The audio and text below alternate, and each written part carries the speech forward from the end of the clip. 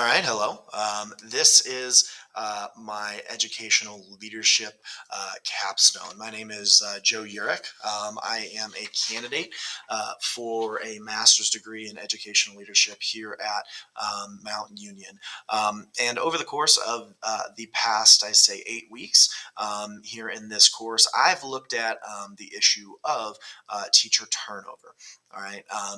It's an issue that I've definitely seen in my own professional practice. It's an issue that has um, really obviously impacted the profession as a whole. But when we look at the issue, the biggest problem with it is it's impacting our kids and their achievement levels. Everything we learn, going back to the first day of teacher school, right, is all about the relationships you build. You have to build relationships with your kids. All right, it all goes back to the old saying, they don't care how much you know until they know how much you care. And it's hard to do that when you are hopping around jobs or people are leaving jobs. All right, kids, a lot of times the safest place for them, all right, is a school. And sometimes the safest people for them to be around are us, all right, in those those educator positions. So at the end of the day, all right, teacher turnover definitely is an issue that can greatly negatively impact our kids. So I looked at analyzing the issue. I looked at analyzing multiple studies over a long course of time. Some of the studies that were analyzed here in this presentation that we'll talk about go all the way back to the 1990s. This is obviously a long ranging issue, and it's an issue that is, I think, paramount. Because I think as the educational world has become increasingly politicized, as everything seems to be in this day and age, teacher turnover is now, it seems like it's a bigger issue than ever before. You see, articles from like big news sources like the New York Times and whatnot talking about why are teachers fleeing the profession? Why are there lessening applicants? All right, so I think it was a good time to look at the issue and hopefully provide some solutions, potential solutions, to lessen the turnover rate. So first things first, as I do with all of my notes in class, I like to do a little setting the stage slide. So, setting the stage wise, all right, turnover, and not even just teacher turnover, but turnover as a whole is not a new issue in the world of education. It's not a new issue in the world of just professional jobs, right? Every job's going to have turnover. You're going to have people who are looking to leave for different reasons. Some people get to a job and it's just not for them. All right, I had a student teacher this fall. She got through her experience here in my class, and she decided that her original track, when it comes to just being a history major, was a better track for her. She didn't necessarily resonate much, or that I should say, the job, the profession, and its demands didn't resonate with her. And she's doing great. She is currently interning as a museum clerk in Pittsburgh. So there's that aspect of things. Some people get into a job and there's turnover because there's people who want to climb the corporate ladder or climb the educational ladder. There's a lot of people. I was one who, when I got into education, my goal was to be an administrator. I no longer want to be an administrator. I don't think, unless it's athletic director. But that's not my goal. I really like where I'm at. I like sitting literally in this chair. I like the interactions I have on a day by day basis. But regardless of that, some people get into a job and they want to climb. What's next? My friend who teaches across the hall from me, Shelby, she's finishing up her guidance counseling master's degree here at the same time I'm finishing up, or hoping to finish up mine here this summer. And she will more than likely move on to a different job when that's done. So there's, a different cause of turnover. And then sometimes turnover just can happen for, family reasons. I had a colleague who left the profession this fall. He left the profession because he and his family own a farm, and he's got 4 kids, and both him and his wife are teachers.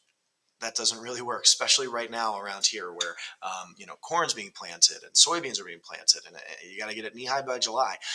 So he ended up stepping away from the profession to be there for his family and to run his local farm. So, there's those issues that come to turn when it comes to turnover that you're probably never going to be able to work around, right? There's always going to be a percentage of turnover. As I tell my kids in history, there's always going to be a percentage of unemployment. But the problem is in this day and age, all right, our turnover rates have consistently grown. All right, consistently grown, specifically since 2020, and we all know 2020, right, was the onset of the pandemic. All right, COVID-19 exacerbated the issue, but I would argue it's not necessarily the masks and the quarantining and that stuff that did it. It's the way, all right, our lives have changed, and it's the way that education, while the rest of the world seems to have gone back to a state of normal, for a lot of teachers, education just hasn't. And I had a very brief taste of the pre-COVID world in education. My career started in the fall of 2019, so 6 months into my career, I was teaching virtually online. So the post-COVID world is pretty much all I know. But many teachers I work with have talked about the differences, all right, between the before and after times, and I do have a few studies to talk about here as well.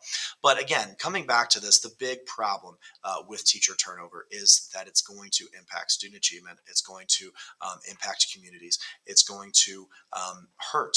All right, the students and the communities when teacher turnover is at a high rate, and especially in a place where I'm at, Orville, Ohio. All right, we're a small town of about 8,600 people. And right now we are going through a lot. We are, and our I've had the amount of students I've had reach out to me here in the summer, students and players, with what's going on here in our community, the tragedy we're dealing with. They would lose a resource, and I've seen that if I wasn't here. So teacher turnover goes well beyond just the student achievement part. Our communities get impacted by this when you have teachers leaving jobs and then leaving kids looking for a trusted source, leaving kids looking, all right, for someone to go to, leaving parents looking for someone to go to. And it's not just for education. So steps are going to need to be taken, all right, to combat this issue. So first thing, before I get to the steps that combat the issue, we should probably analyze the issue as a whole. So, like I said, all right, teacher turnover is not a new issue. All right, teacher turnover is not something that's new. So, naturally, I thought there's going to be a lot of literature out there on this. At least I hoped, and there was. So it was hard for me to go through. So I was lucky to find this here scholarly article. So, the determinants of burnout among teachers: a systematic review of longitudinal studies. All right, so this extensive group of scholars analyzed 33 different educational studies going as far back as the mid 1990s up until 2019. So they specifically focused on the COVID-19 causes of teacher burnout. All right. Now, partly this was because of the fact that COVID-19, when this study was happening, was at its peak, right? This study was released in 2022, as you can tell by the reference here. So naturally, to review 33 studies over time, even amongst 19 different scholars, this is going to take quite a while. So this was something that they were going through during the COVID-19 pandemic. And they acknowledged the need for further research within their literature review. But within this review, they found 33 studies. And the first thing they found was that of the 33 studies, only 9 proved to be viable. Now, what does that mean? Well, some of the methodology within these studies was not solid, meaning that the conclusions found weren't necessarily something that you could rely on. Or some of them, their conclusions themselves just weren't reliable. There was different issues they found, so they threw out 24 of the studies, and they focused on the 9 that they felt had the most solid evidence, the most solid methodology, all right, the most solid conclusions. And what they found, all right, were that there were about 4 consistent causes of teacher burnout. Now, keep in mind, this is talking about burnout, all right. Burnout relates to teacher turnover, all right, and I'll get to that here in a moment. But all right, 4 consistent causes of teacher burnout, and those being this second bullet point, all right, down here, all right, those being support, conflict, organizational context, and individual characteristics. Okay, so those were either the 4 causes that were either found in conclusions or were addressed by these 9 studies, and then were found to either be valid or not. And of those 4, conflict. Okay, conflict being, I don't like my principal. Conflict being the person across the hall from me is too loud. Conflict being, I love her, but my next door neighbor, she plays her videos for her class far, far, far, far, far too loud, and they go through the drywall here. But that type of conflict, while my next door neighbor, my colleague here, it may frustrate me a bit when I'm trying to do notes like this and I have to listen to Macbeth. That's not driving me out of the profession, right?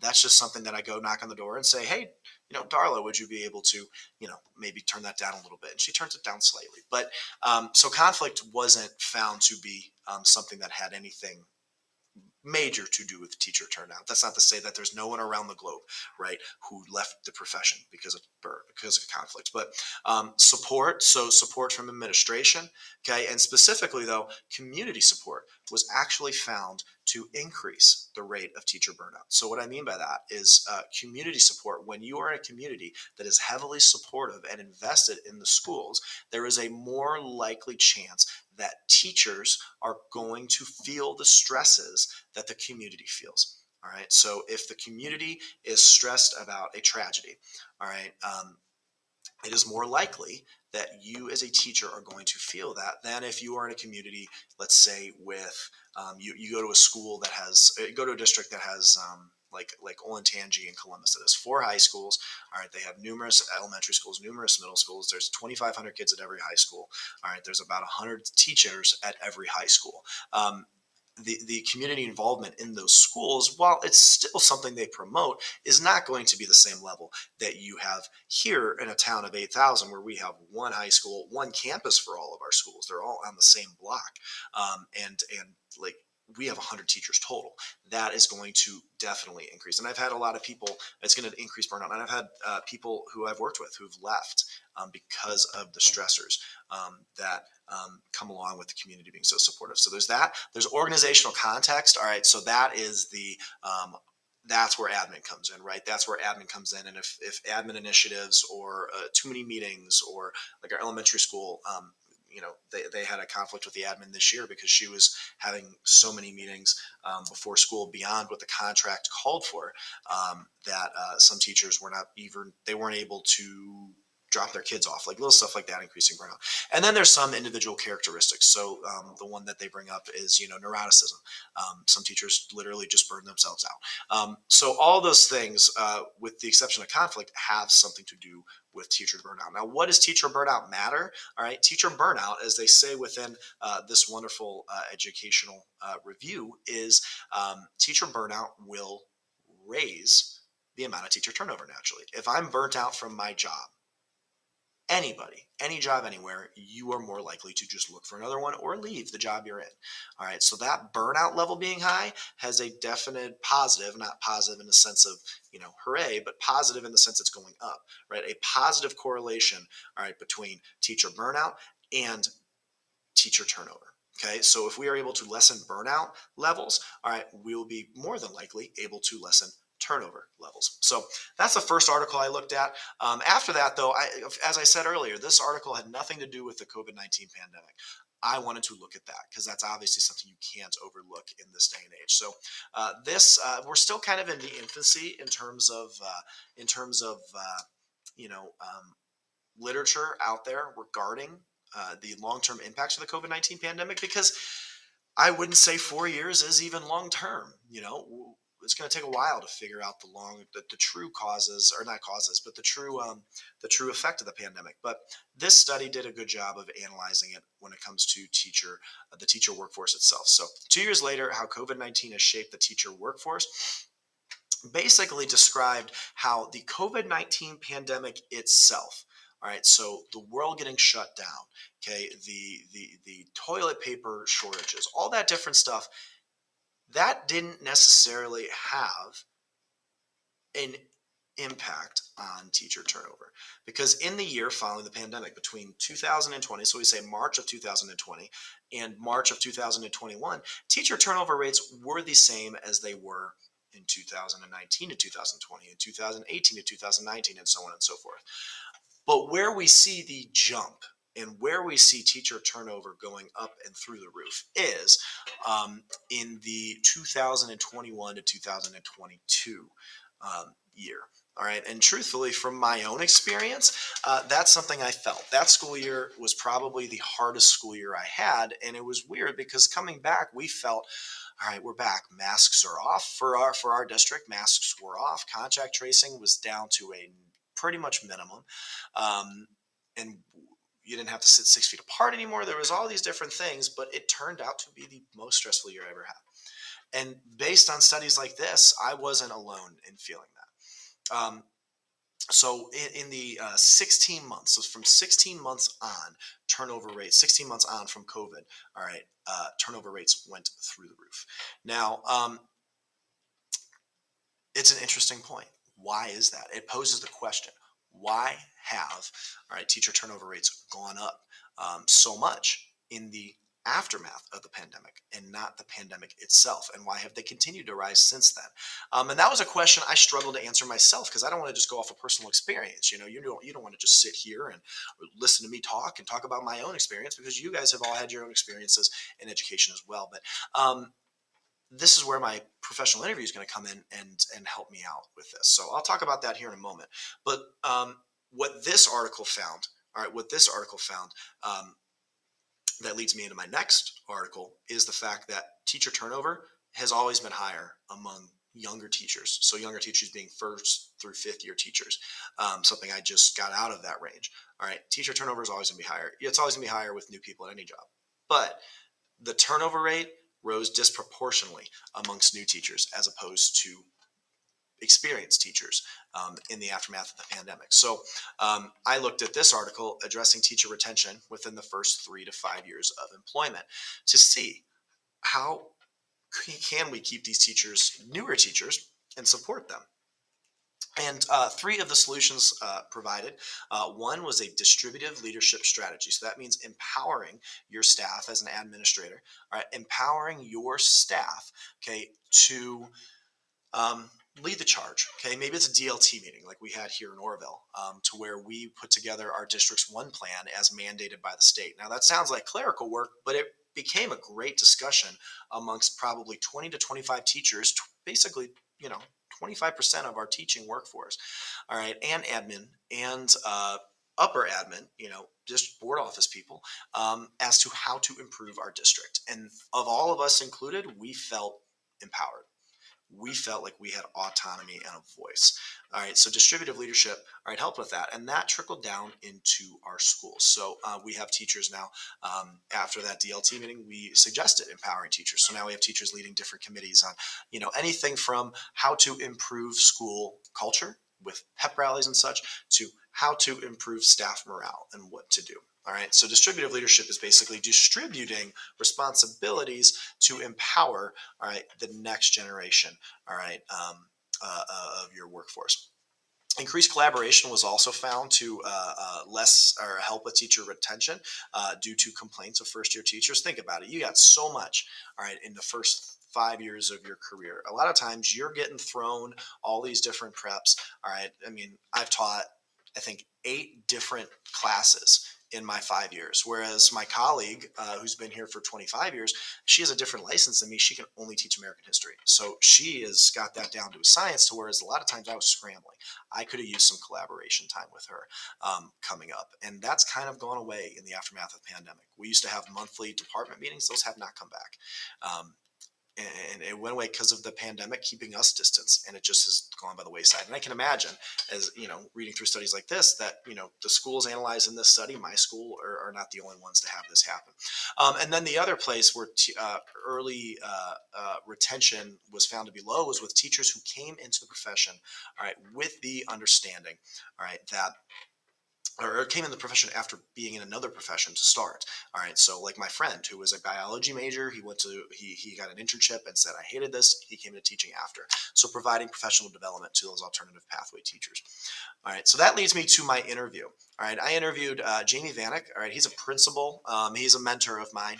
He was my high school football coach. He's been a principal. He's been an administrator now for about 10 years. He was a high school health and phys ed teacher and football coach for about 15 years, for about 10 years. And then Jamie went on to become an assistant principal in Avon Lake. He went on to, he's now the Independence Middle School principal. He has a superintendent's license. He's been around education forever. He has a great network. He's someone I trust, wholeheartedly. And it was someone who was very easy to talk to about this issue. All right. So I asked him, about teacher turnover. And some of the main points I got from him were this. Since the pandemic, and this goes back to the slide I brought up earlier of why is teacher turnover so high right now in the aftermath of the pandemic? And quite frankly, and it's this bullet point right here, which is a quote from Jamie himself, it's just not what people signed up for. When you went to school, you didn't think about having to distance your classrooms. You didn't think about having to contact trace. You didn't think about having to change your curriculum because there's such a politically charged environment that has had gas poured over it by a global pandemic. He didn't think about any of that. And the world in teaching hasn't gone back to normal. So it's not what teachers have signed up for. A lot have just gotten out of the profession, according to Jamie, as a result. And he's seen a lessening of applicants as well. So, while teacher turnover rates are always going to be higher, I should say, amongst first through fifth year teachers, that is way more problematic when, as opposed to 4 years ago, Jamie said for a job he would have had posted 5 years ago, 4 years ago, he'd have 100 applicants. Now he has 25. And Independence is a phenomenal paying district. All right, so that's a huge problem. So, what I asked him what measures he has taken, and he referenced a distributive leadership model. He's had a lot of success with empowering his staff. He also said maybe pushing for bonuses for retention. So, if you make it to 5 years, 10 years, 15 years, getting an extra bonus on top of the already scheduled pay raises in your contract. And he said at the end of the day, giving teachers autonomy back over their curriculum, back over their classrooms, anything from the posters on the wall to the setup of their desks to when the kids can go to the bathroom. Right, giving teachers autonomy back over their classrooms is the best thing he's had, or the thing he's had the most success with. So, building on that, looking at my solutions, okay, that distributive leadership model is something that admin should really. I think that's something that admin or higher management, upper management should have in place no matter what job you are. You want to empower the people below you to become great and to lead the company forward. So that helps. So distributive leadership is something that I think can give autonomy back to teachers. And it can help solve things like organizational context. Okay, you're going to lessen burnout when teachers feel empowered and they are able to be passionate about what they're doing. If they're empowered, they're leading building initiatives, it's less likely you're going to be burnt out. Football, all right, sports tangent, I'm a football coach. I spend more hours in the fall on football than anything else. I spend probably 100, 200, maybe 300 hours on football. I don't get paid more than a few $1,000 for it. I'm never burnt out because I love it and I'm leading the charge with it. All right. So something like that. All right. Opening up for collaboration and eliminating unneeded extra work. All right. You don't want to throw things at teachers to increase burnout. Individual characteristics. Okay, distributive leadership. All right, will allow for teachers. All right, to have a little bit more empowerment and autonomy, which will fit with their individual characteristics. Every school is going to look different, and whatever teachers you hire, okay, are going to lead the school in a different way. All right, and a way that you as an admin, all right, have to sign off on. So if you let teachers lead the charge, some of those individual characteristics, all right, you're not going to have as much conflict with teachers who disagree, okay, with the direction of the school if they are empowered to help lead that direction, whether it's through DLT meetings, whether it's through consistent dialogue, whether it's through building wide initiatives. And then also hiring to your district. Quite frankly, you can't hire people who don't fit with the view you have, the view your staff has, the view your community has. All right, going forward, you have to hire people who aren't necessarily like-minded, but they fit. All right, more so than, oh, this person's a master teacher, this person's been teaching for 15 years. Oh my God, they have this license. You could hire that person, but they may not fit. What about the person who's maybe a first year teacher who fits with what you want, the model of your building? All right, you have to think about those individual characteristics. If you hire to those characteristics, you're going to lessen turnover. And then finally, community support. Sorry about that. Collaborative time for staff to come together to deal with community stressors. In my 5 years here at Orville, we've dealt with a lot. We've dealt with deaths in the community, deaths of students. We've dealt with, a numerous amount of other things that I don't necessarily want to get into on here. And we are, as I put this out, we are dealing with a tragedy within our district. And I would be lying if I didn't tell you I feel it as a teacher. And something that's helped me get through this and get through this time is collaborating with my staff members who aren't even in school right now. It's the middle of summer. But that is huge. If I didn't have the staff that I work with to talk to help with these community stressors, if I didn't have my admin checking in on me, all right, I don't know if I would be here. All right. I don't know if I'd be here in the school. I'd have to find somewhere else to go. All right. Because those stressors, especially in a community that's so involved as we are, all right, it is tough. So those are just some solutions. That distributive leadership model is the biggest thing. All right. Having teachers lead the charge, having teachers lead the charge, whether it's during a tragedy, having teachers lead the charge during good times, having teachers lead the charge with curriculum, having teachers lead the charge with even clerical work like one plans. All right. That can help lead to the lessening of teacher turnover and hopefully the ultimate strengthening of our profession and the success of our students. So I appreciate you taking the time to listen to me talk here. If you have any questions, I encourage you to comment and or any comments. Put them there. I'd be happy to go back and forth and have a good discussion with you guys. But it's been a pleasure working with a lot of you guys, with all of you guys, I should say, in this class, and a lot of you. I don't know, but Elena and Christians and Emily's and people I've had numerous classes with. It's good to have a class with you guys again, even if it's virtual and we've never met and probably never will. So. But thank you very much, and I hope this provided some light on the issue of teacher turnover.